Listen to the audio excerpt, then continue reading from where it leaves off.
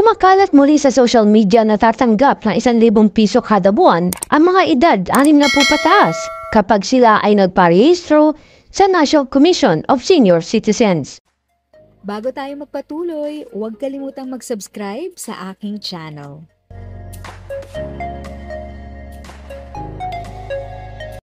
Thank you sa pag-click ng aking video. Good day po sa lahat ng mga nanonood. Sa mga bagong viewers at napadaan lang, by the way, I'm Tita Eda. Welcome to my channel. Ang channel na maghahatid sa iyo ng dagdag kaalaman tungkol sa government services, bagong mga balita at informative videos na galing sa legit na resources. Mag-subscribe na para updated ka. Sa tuwing nalalapit ang Pasko ay nagsusulputan ang iba't ibang uri ng panloloko. At sa mga scam ay hindi ligtas sina lola at lolo. Kumakalat muli sa social media na tatanggap ng 1,000 piso kada buwan ang mga edad 60 pataas kapag sila ay nagparehistro sa National Commission of Senior Citizens. Sa mensahe may anunsyo pa na ang Office of Senior Citizens Affairs ay wala na sa ilalim ng pangangasiwa ng Department of Social Welfare and Development dahil nailipat na ito sa NCSC. At kapag pinindot ang link ng registration ay lalabas ang website ng NCSC.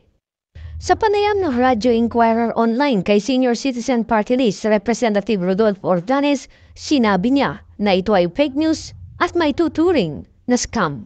Para sa ating mga rinaman na senior citizens, yan po ay isang kasinungalingan sapagkat wala pong pondong may bibigay ng gobyerno tungkol dyan. Yun nga pong 500 degrees ay nahirapan tayong ibigay sa mga senior citizens. Yung pa kayang 1,000.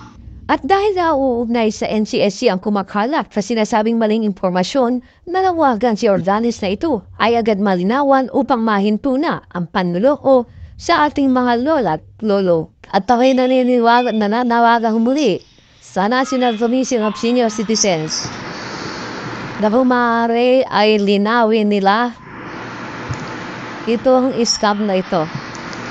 Sa ngayon po ako sa kanilang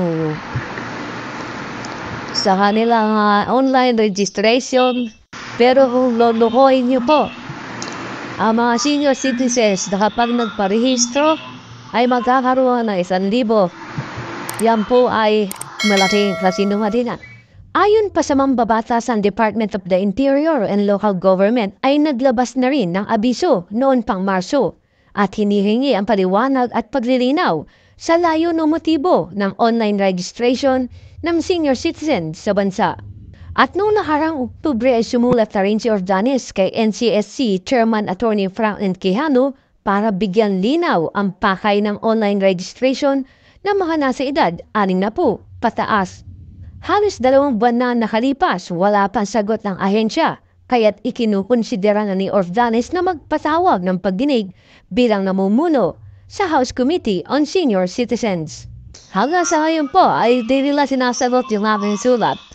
Kaya ako ay gagawa na naman ng investigation upang malaman ang involvement nila sa mga panloloko sa senior citizens. Ako po ay hindi magtataka dahil hindi niya masagot kasi hindi naman po sila nakapokus sa trabaho ng NCSC. Ang trabaho po ng NCSC ay i-transfer ang pangsilang DSWD sa NCSC. But up to now, 3 years na po nakakaraan, hindi po umuusad ang transition. Sa hindi ako magtataka na itong aming suhat at sa kanila ay hindi nila aksinan. Kaya't panawagan ni Ordanes sa mga kapwa senior citizens, kaya sa atin po mga senior citizens ang aking panawagan.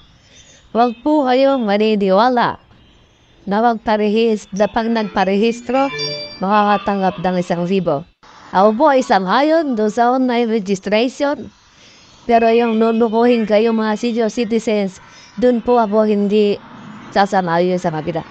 Sa NCSC website, noong nakarang Pebrero, may abiso na sa mga senior citizens na mag-ingat at huwag agad paniwalaan ang mga kumakalat na maling impormasyon ukol sa pensyon.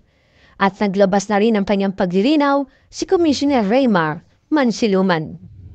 Jan Scosio Radio Inquirer Online, bayang nagtatanong, mamaya nag-usis.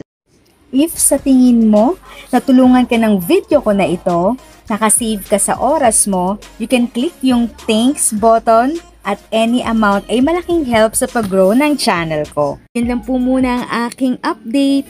Sana ay nakatulong na dagdag kaalaman ang aking shinare today. Ang goal ng aking channel ay mag-create ng awareness. Kung ganitong mga topic ang gusto mo, panoorin mo ang mga videos ko na ito.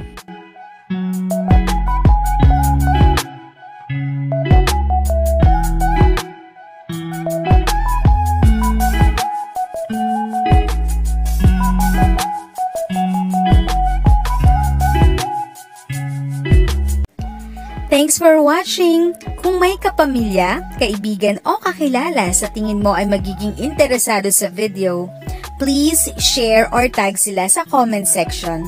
At syempre, if nagustuhan mo ang video, i-like mo na ito at subscribe ka na din. As always, feel free to write your questions, comments, and opinions respectfully. And continue to be a blessing and stay safe!